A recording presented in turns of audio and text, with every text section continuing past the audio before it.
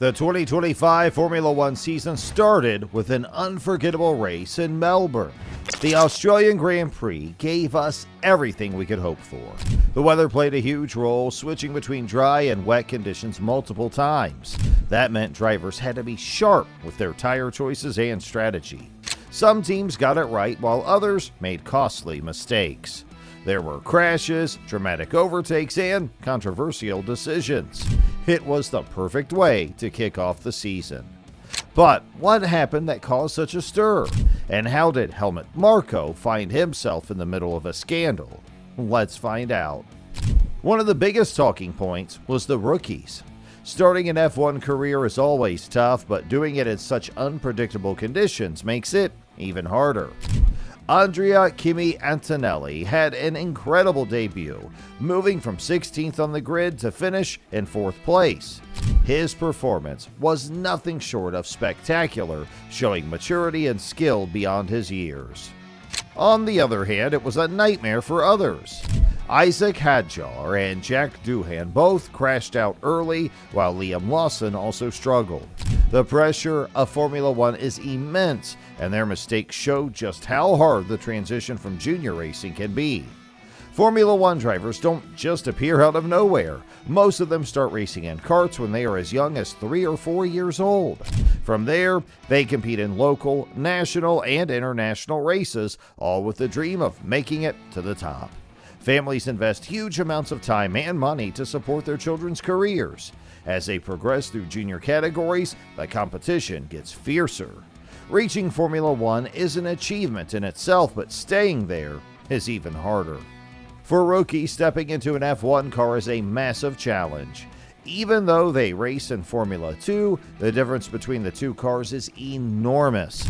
An F2 car has around 620 horsepower and 570 newton meters of torque, while an F1 car has more than 1,000 horsepower and over 1,000 newton meters of torque. It's like comparing a 1990s compact car with a modern high-performance sports car. The level of control needed is on another level, especially in wet conditions. A tiny mistake with the throttle or steering can send a driver straight into the barriers. And that's exactly what happened to some of the rookies in Melbourne. Isaac Hadjar had a nightmare debut. Before the race even started, he crashed on the formation lap. It was a devastating moment for the 20-year-old Frenchman. As he returned to the pits, he kept his helmet on, clearly upset. He later said, "I'm just embarrassed and I'm sorry for the team. That's it. It's not up to me to decide how people think of how good I am. I'm just going to try and come back in China with fewer mistakes." It was a tough lesson, but he'll have a chance to prove himself in the next race. Jack Doohan also had a difficult start. Racing in front of his home crowd, he wanted to impress, but his race was over almost immediately. On the first lap, he lost control and crashed, bringing out the first safety car of the race.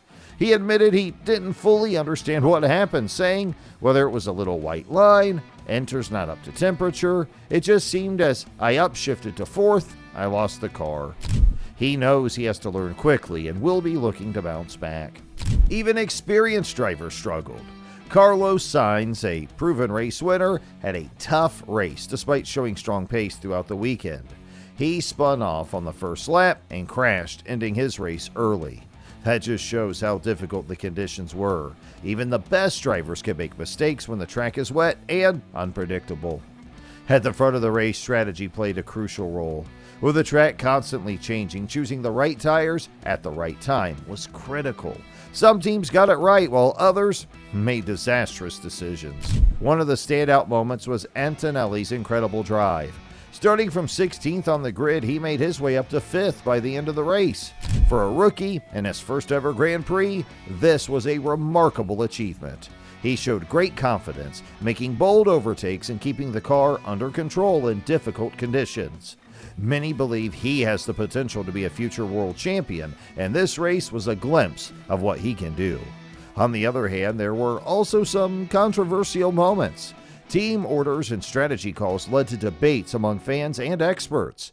Some drivers felt they were treated unfairly, while others benefited from their team's decisions.